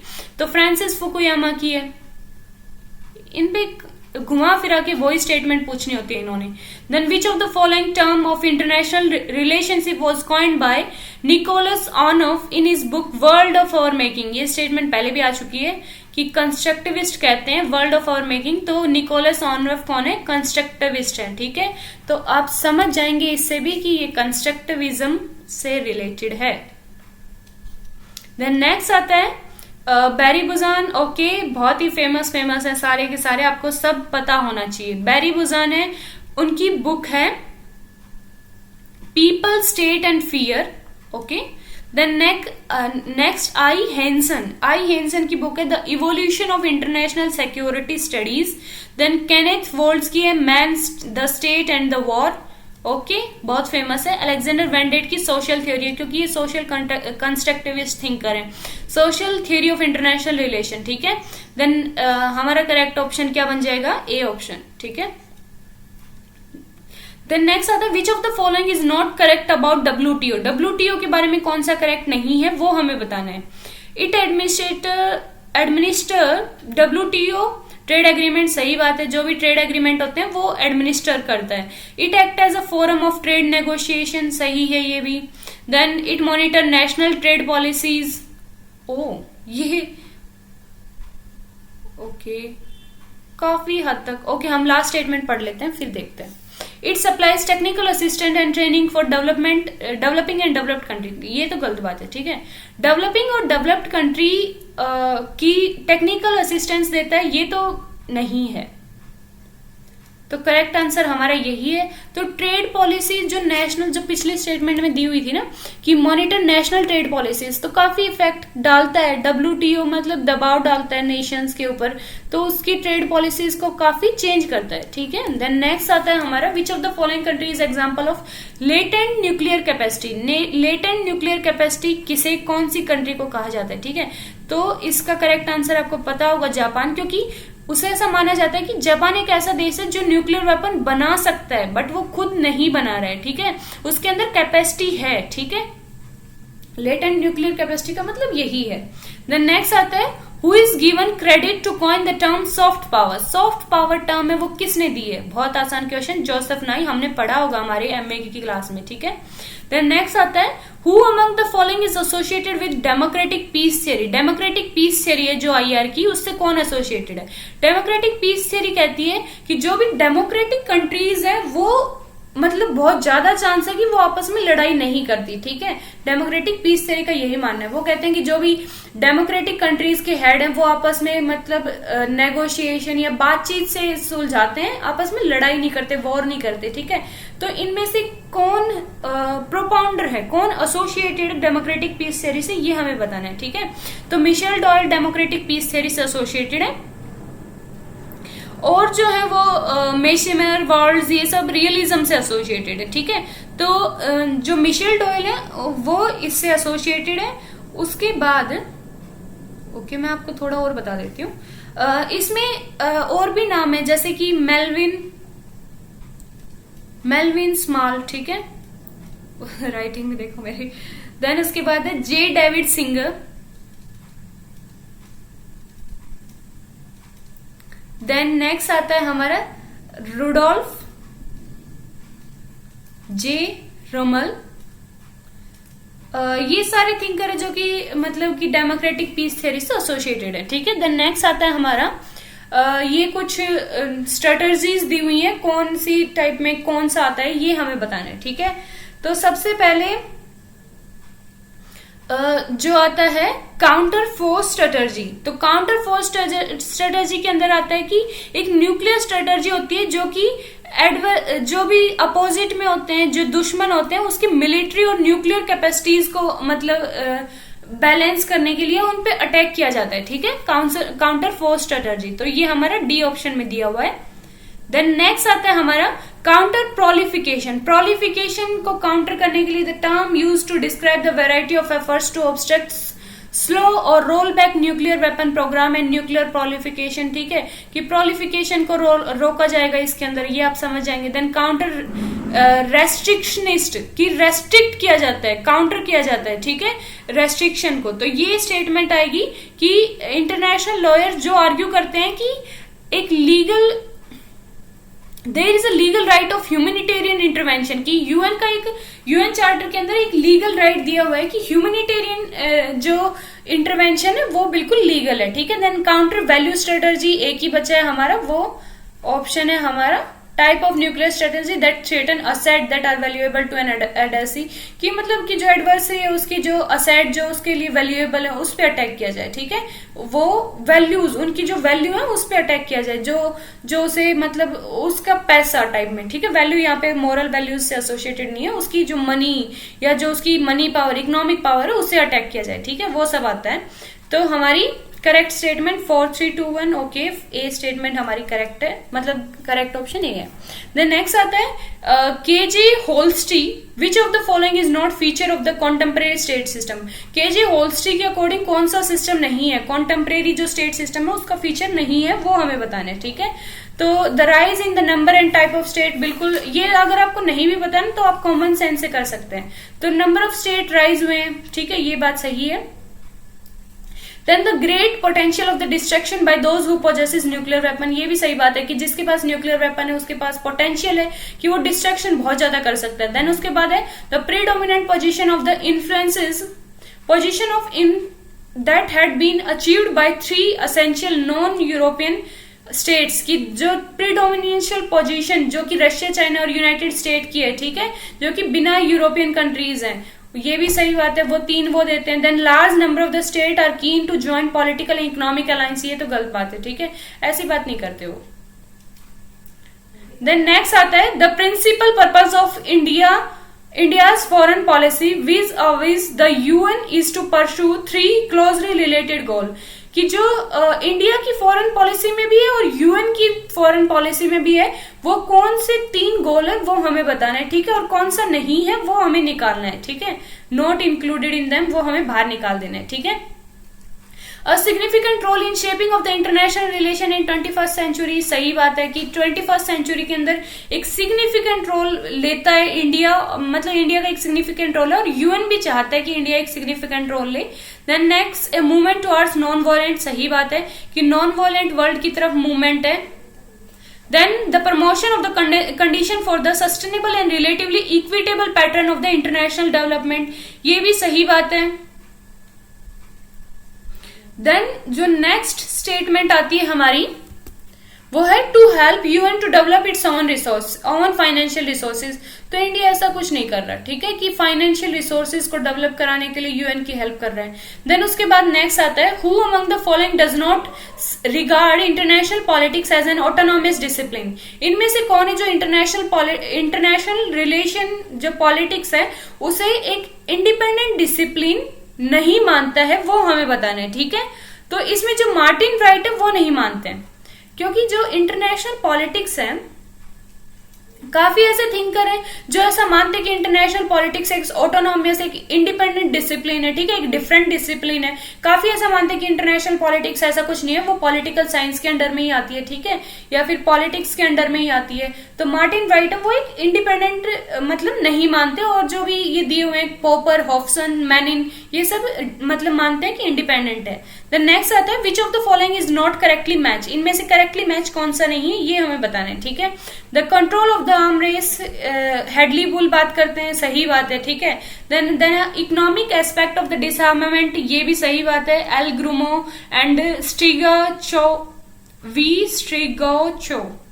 देन उसके बाद है चैलेंज ऑफ 1960s, सही बात है, जेम्स पी वारबर्ग बात करते हैं। देन विनिंग विदाउट वार, ये तो ये बुक जो है विनिंग विदाउट वॉर, ये बुक लिखी है Ami, okay I will mention Amitai Etzioni, ठीक है, ये इनकी बुक है, इमाइल बिनोइट की नहीं है, ठीक है, ये गलत बात है, ये काफी हार्ड क्वेश्चन था, आपको नहीं पता होगा, ठीक है। द नेक्स्ट आता है who among the following is not related to bargaining theory, जो बार्गेनिंग थ्योरी है आईआर की उससे रिलेटेड नहीं है वो हमें बताना है, ठीक है। तो सबसे पहले आपको आंसर मिल ही गया होगा, केनेथ वॉल्स, ठीक है। केनेथ वॉल्स बार्गेनिंग थ्योरी से नहीं है, सिस्टम थ्योरी से है, जैसे नियो क्लासिकल स्ट्रक्चरल रियलिज्म या फिर नियो क्लासिकल रियलिज्म बोल देते हैं, ठीक है, केनेथ वॉल्स, तो उससे रिलेटेड है, बार्गेनिंग थ्योरी से रिलेटेड नहीं है। देन नेक्स्ट आता है हमारा which of the following is not the feature of diplomacy, diplomacy का फीचर नहीं है वो हमें बताना है, ठीक है। तो लिमिटेड है, एरिस्टोक्रेटिक है, बिल्कुल सही बात है। Then freedom of action for administrator, थोड़ा सा एक्शन ले सकते हैं। देन ट्रांसपेरेंसी नहीं है, ठीक है, डिप्लोमेसी के अंदर। देन नेक्स्ट आता है in which year Brezhnev has propounded the concept of Asian collective security system, जो ब्रेजिनोव थे रशिया के, यूएसएसआर के, उन्होंने कौन सा ईयर में जो एशियन कलेक्टिव सिस्टम दिया था वो कब दिया था वो हमें बताना है, ठीक है। ये 1969 के अंदर दिया था, कोल्ड वॉर से एसोसिएटेड इवेंट है, ठीक है। पहले कोल्ड वॉर से एसोसिएटेड काफी क्वेश्चन आते थे, अब तो काफी कम हो गए हैं, बट आते तो हैं। Which of the following country is not a member of ASEAN, ASEAN का मेंबर नहीं है कौन सी कंट्री, ये हमें बताना है, ठीक है। ये तो किसी को नहीं पता होगा तो भी कर सकते हैं, नॉर्थ कोरिया, ठीक है, क्योंकि नॉर्थ कोरिया तो कोई ग्रुप का मेंबर है ही नहीं, क्योंकि उसे तो एक सेपरेट आइसोलेट किया हुआ है, लाओस, वियतनाम, कंबोडिया, ये सब है, ठीक है। Then originally what was the total strength of security council of UN, UN की सिक्योरिटी काउंसिल है, उसकी ओरिजिनली कितनी स्ट्रेंथ थी ये हमें बताना है। आई मे गैस कि आप सभी को ये पता हो, ठीक है। तो 11 थी पहले स्ट्रेंथ, ठीक है। बट जो फर्स्ट अमेंडमेंट हुआ था, फर्स्ट अमेंडमेंट यूएन चार्टर के अंदर, उससे जो स्ट्रेंथ है वो 15 कर दी गई थी। और फर्स्ट अमेंडमेंट 1965 के अंदर हुआ था। और जो अब जो नॉन परमानेंट मेंबर चुने जाते हैं सिक्योरिटी काउंसिल के अंदर, ओके 15 मेंबर है, जिसमें 5 परमानेंट है, 10 नॉन परमानेंट है। 5 परमानेंट तो परमानेंट है ही, देन 10 जो नॉन परमानेंट है वो 2 ईयर टेन्योर के लिए चुने जाते हैं, ठीक है। 6 मैंने कितना बताया था, 1965, ठीक है। ये फर्स्ट अमेंडमेंट हुआ था, तब 11 से 15 स्ट्रेंथ कर दी थी, ठीक है। देन नेक्स्ट आता है हमारा, Who among the following associated with the concept of realistic liberalism? Realistic liberalism का कॉन्सेप्ट किससे एसोसिएटेड है, कौन सा राइटर एसोसिएटेड है, ये हमें बताना है, ठीक है। तो जॉन हर्ट्ज है इससे एसोसिएटेड। इनकी अपनी बुक भी है जो इन्होंने, इनकी बुक का नाम है political realism and political idealism, ठीक है। आगे भी आएगी, ये बुक काफी फेमस है, political realism and political idealism, ठीक है। काफी फेमस बुक है इनकी, याद रखना है इसका नाम, John hertz.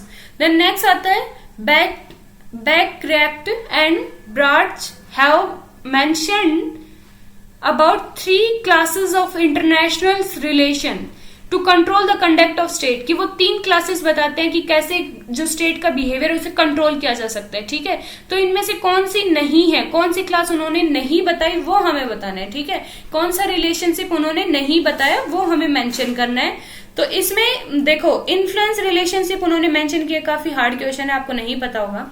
Legitimate relationship, power relationship किया है, फोर्स रिलेशनशिप उन्होंने नहीं किया, जिसने पढ़ा है वही कर सकता है इसे।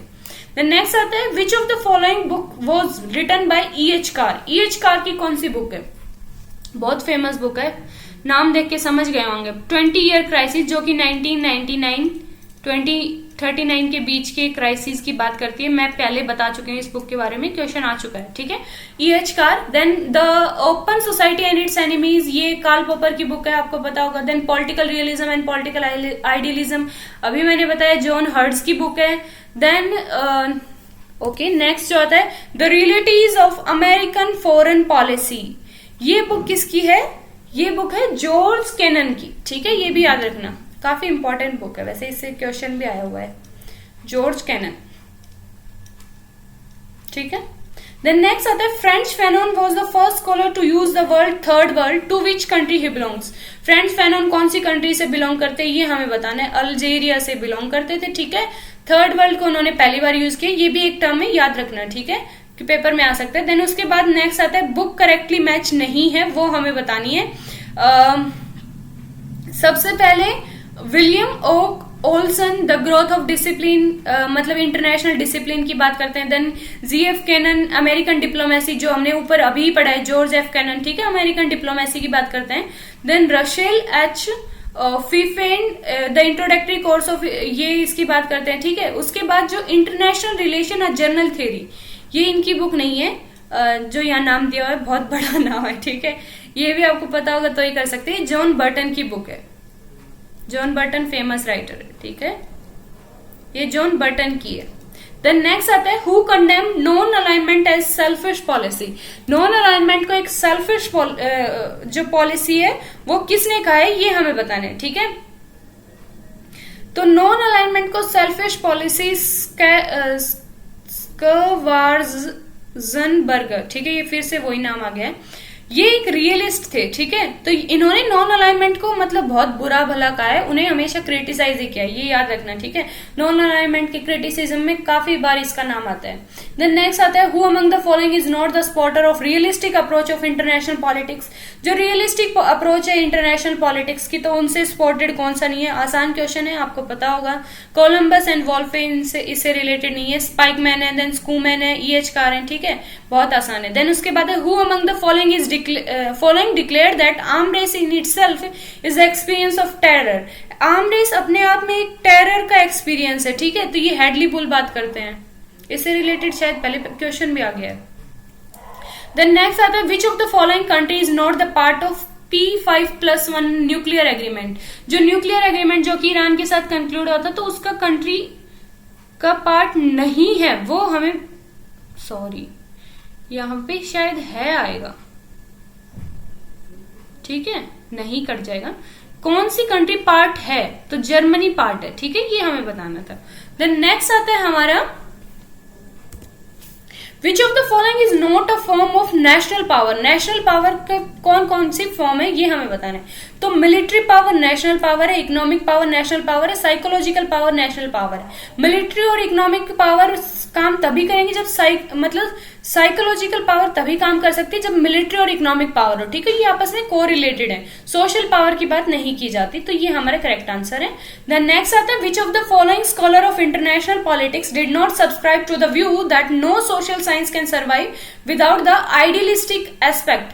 कि इनमें से कौन सा स्कॉलर मतलब इस बात को नहीं मानता कि कोई भी सोशल साइंस है वो सब्सक्राइब नहीं कर सकती, सरवाइव नहीं कर सकती आइडियलिस्टिक एस्पेक्ट के बिना, ठीक है। तो काफी कंफ्यूजिंग स्टेटमेंट है। सीधा सीधा ये कहना चाहता है कि आइडियलिस्टिक पॉलिटिक्स जरूरी है, तो आइडियलिज्म को कौन मानता है ये हमें बताना है, ठीक है। तो इसमें आएगा अराउंड वॉल्टर। देन नेक्स्ट जो आता है हमारा which of the following is called as total disarmament. Total disarmament को क्या क्या कहते हैं, ठीक है, क्या हम कहते हैं, आपने बहुत बार ट्रीटीज में सुना होगा कॉम्प्रिहेंसिव डिसआर्मामेंट, ठीक है, जो सीटीबीटी में भी आता है, काफी बार ये स्टेटमेंट यूज होती है कॉम्प्रिहेंसिव डिसआर्मामेंट की बात, ठीक है। द नेक्स्ट आता है who stated international politics include analysis of political relation and problem of peace among the state. कि जो इंटरनेशनल पॉलिटिक्स है वो बात करती है जो प्रॉब्लम्स हैं स्टेट्स के बीच में उनके बारे में, ठीक है, कि पीस कैसे लाया जाए स्टेट्स के बीच में। तो आप स्टेटमेंट से समझ गए होंगे हैंस जे मॉर्गन, तो इनकी बुक भी है पॉलिटिक्स अमंग द नेशंस, तो अमंग द नेशन काफी वहां से रिलेट हो रहा है, ठीक है। देन नेक्स्ट आता है which of the following which member state of ASEAN has joined regional organisation in 1999। 1999 के अंदर किसने ज्वाइन किया था, कंबोडिया ने ज्वाइन किया था, ठीक है। तो जब आसियान कब बना था, 1967 के अंदर बना था, ठीक है, ये याद रखना। तो फाउंडिंग मेंबर कौन कौन थे, इंडोनेशिया था, मलेशिया, फिलीपींस, सिंगापुर, थाईलैंड, ये 5 मेंबर उसके फाउंडिंग मेंबर थे। उसके बाद 1984 के अंदर ब्रूनेई ने ज्वाइन किया था, ब्रूनेई, ठीक है। देन 1995 के अंदर वियतनाम ने ज्वाइन किया था, और उसके बाद लाओस एंड म्यांमार ने 1997 के अंदर ज्वाइन किया था, एंड कंबोडिया ने 1999 के अंदर ज्वाइन किया था, ठीक है, जो कि क्वेश्चन में पूछा गया। Then who among the following has remark that power is in a political context means the power of man over the minds and actions of the other man.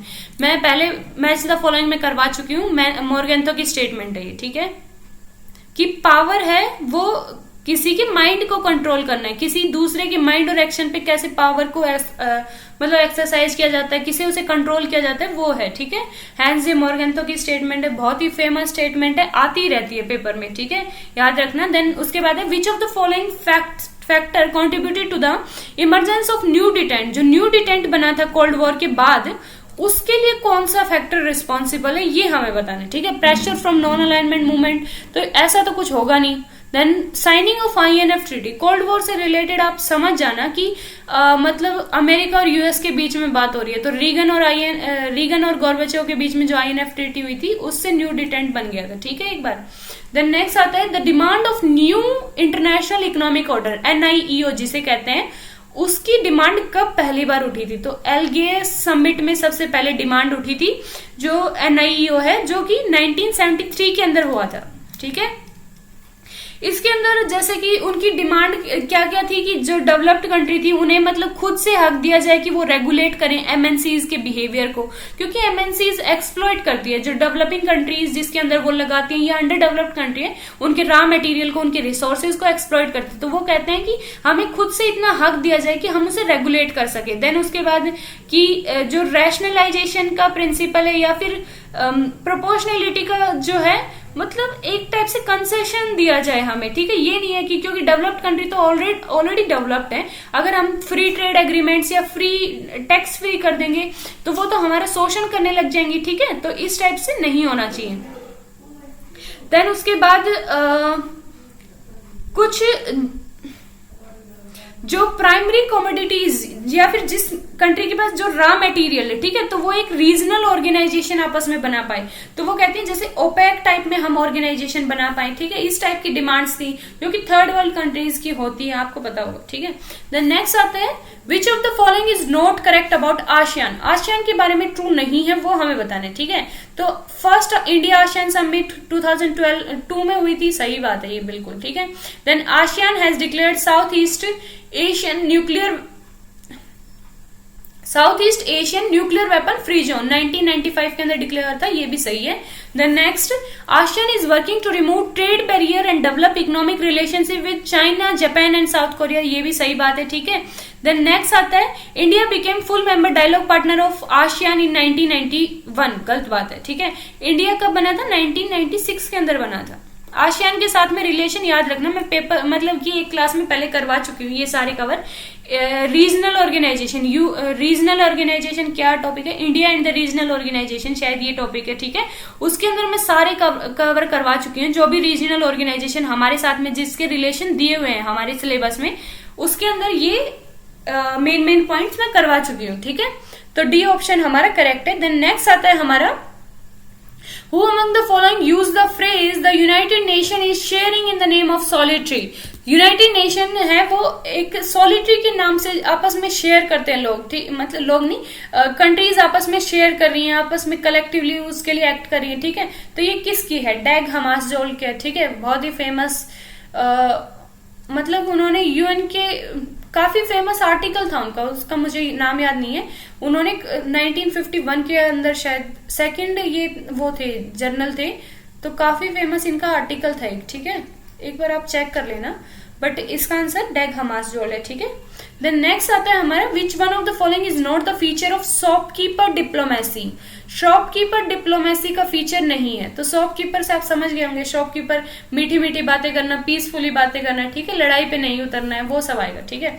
तो लास्ट वाला देखो, it try to safeguard national interest through war only, तो ये तो गलत बात होगी, यही पूछा है कि वॉर से नेशनल इंटरेस्ट को सिक्योर करना है, तो ऐसी बात तो ये करेगा नहीं, ठीक है। ये एक पीसफुल अप्रोच है, शॉपकीपर डिप्लोमेसी है वो एक पीसफुल अप्रोच है इंटरनेशनल रिलेशन की।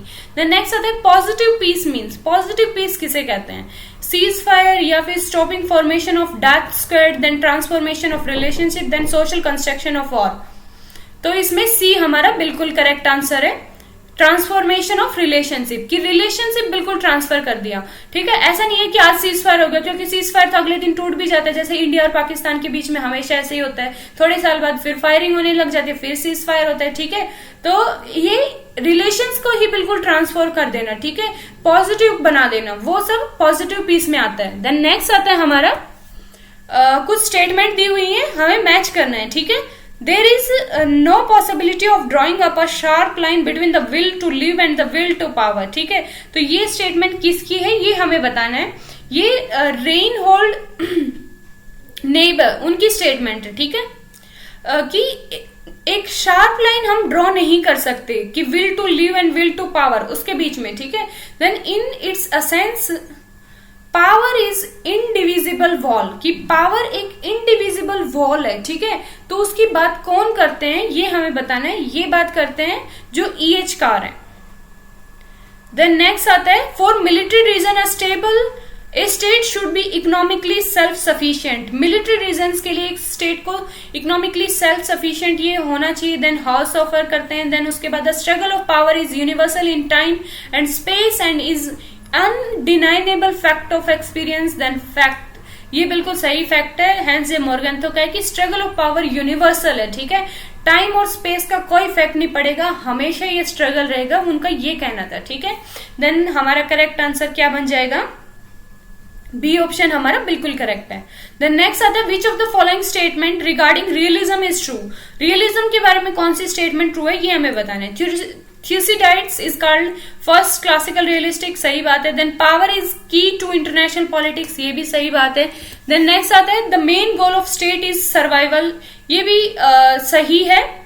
Then all state do possesses power to inflict some harm to the its neighbour, ये तो गलत बात है कि हमेशा पावर इसलिए ली जाती है कि दूसरे को नुकसान पहुंचाया जाए. ठीक है, तो ये गलत बात है. ABC हमारा सही है, मतलब फर्स्ट सेकंड थर्ड सही है. Who among the following realist thinker identify 3 images of politics, 3 images politics की किसने दी है. ठीक है, केनेथ वॉल्ड्स ने दी है. वो कहते हैं कि पहली इमेज इंडिविजुअल लेवल पे है, देन दूसरी इमेज स्टेट लेवल पे है, तीसरी इंटरनेशनल लेवल पे है. ठीक है, याद रखना. देन नेक्स्ट आता है ऑपरेशन इंड्यूरिंग पीस, नाम सुना होगा आपने. ये किसके लिए चलाया गया था 2001 के अंदर, तो ये यूएसए ने चलाया था तालिबान रेजिम को हटाने के लिए. ठीक है, अफगानिस्तान में. नेक्स्ट आता है हमारा आसियान के बारे में कौन सा ट्रू नहीं है, ये हमें बताना है. It declared objective is regional piece. Okay, it's declare objective is regional piece and stability, सही बात है. देन उसके बाद है it stands for strategic cooperation eight regional level, इस पे आप रुकिए एक बार. ठीक है, देन नेक्स्ट आता है it is intended to promote cooperation in social, economic and cultural, social, administrative aspect. ठीक है, सही बात है. Then Malaysian prime minister Abdul Razak announce ASEAN was not committed to any political issue, ये भी सही बात है. आपको पता होगा तो आप कर सकते हैं. तो देखो इसमें स्ट्रेटेजिक कोऑपरेशन की ऐसी कुछ बात नहीं हुई कि हम स्ट्रेटेजिकली एक्ट करेंगे. ठीक है, जैसे कि क्वाड है वो तो एक स्ट्रेटेजिक मतलब कोऑपरेशन की बात करता है, तो आसियान ऐसा कुछ नहीं है. ठीक है, तो ये हमारा गलत ऑप्शन है. देन नेक्स्ट आता है हमारा which of the following is not an IGO, international government organization, इनमें से कौन सी नहीं है. तो UN तो है, देन अरब लीग की बात भी है, देन अफ्रीकन यूनियन भी है. एमनेस्टी इंटरनेशनल ये तो एक NGO है. ठीक है, इंटरनेशनल NGO है जो शायद 1967 के अंदर इस्टेब्लिश हुआ था, 1961 के अंदर है. ठीक है, और इसने नोबेल पीस प्राइज भी विन किया था 1977 के अंदर, ये भी याद रखना. ठीक है, इसमें नहीं तो और कहीं काम आ जाएगा हमारा. देन जो नेक्स्ट क्वेश्चन आता है हमारा which of the following country not a member of BIMSTEC that stated in 1997. 1997 के अंदर जो बिम्स्टेक बना था उसका मेंबर कौन सा नहीं है, तो चाइना नहीं है. ठीक है, आसान क्वेश्चन है. देन नेक्स्ट आता है मैच करना है हमें Walden Bello, then Jagdish Bhagwati, David Held, then Joseph S Stiglitz. ठीक है, तो इनकी कुछ बुक्स दी हुई हैं जो कि ग्लोबलाइजेशन के ऊपर है. ठीक है, वो हमें बतानी है कि कौन से राइटर की कौन सी बुक है. ठीक है, तो जो वॉल्डन बेलो हैं उनकी बुक है डी ग्लोबलाइजेशन की बात करते हैं वो. ठीक है, deglobalisation the idea of new economy. ठीक है, देन उसके बाद जगदीश भगवती हैं वो डिफेंड करते हैं ग्लोबलाइजेशन को. डेविड हेल्ड जो है वो ग्लोबलाइजिंग वर्ल्ड, ठीक है, इसकी बात करते हैं. देन जोसेफ ई स्टिंगिस ये ग्लोबलाइजेशन एंड इट्स डिसकंटेंट, इसकी बात करते हैं. ठीक है, तो आपको आई थिंक सब समझ में आ गया होगा.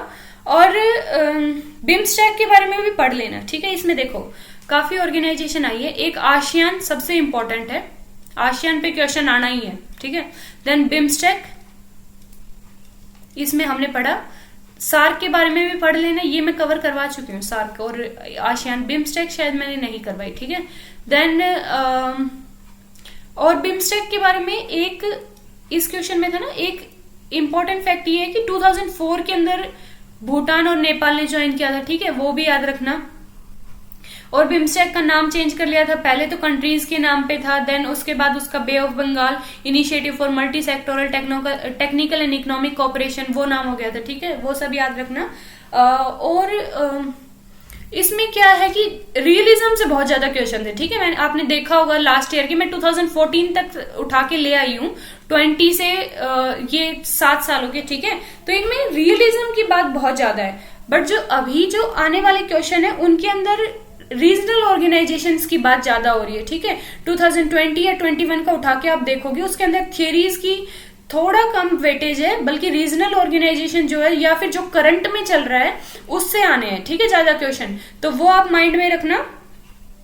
और आई थिंक अभी मैं क्लास को एंड करना चाहिए, काफी बड़ी क्लास हो गई है। आप सभी को समझ आया होगा, मैं ये होप करती हूँ। अगर आपको कुछ समझ नहीं आया है, कुछ भी प्रॉब्लम है, तो आप कमेंट में मेंशन कर सकते हैं। इस क्लास का पीडीएफ मैं अपने टेलीग्राम चैनल पे दे दूंगी, पॉलिटिकल योद्धा से आप सर्च करोगे तो आ भी जाएगा टेलीग्राम पे, ठीक है। और उसके बाद और क्या आज की क्लास में इम्पोर्टेंट है, और मतलब बुक्स ज्यादा इम्पोर्टेंट है, ठीक है, उनपे आता रहता है। देन अभी मैं इसी नोट के साथ क्लास को एंड करती हूँ। आई होप कि आप सभी को समझ आया हो। थैंक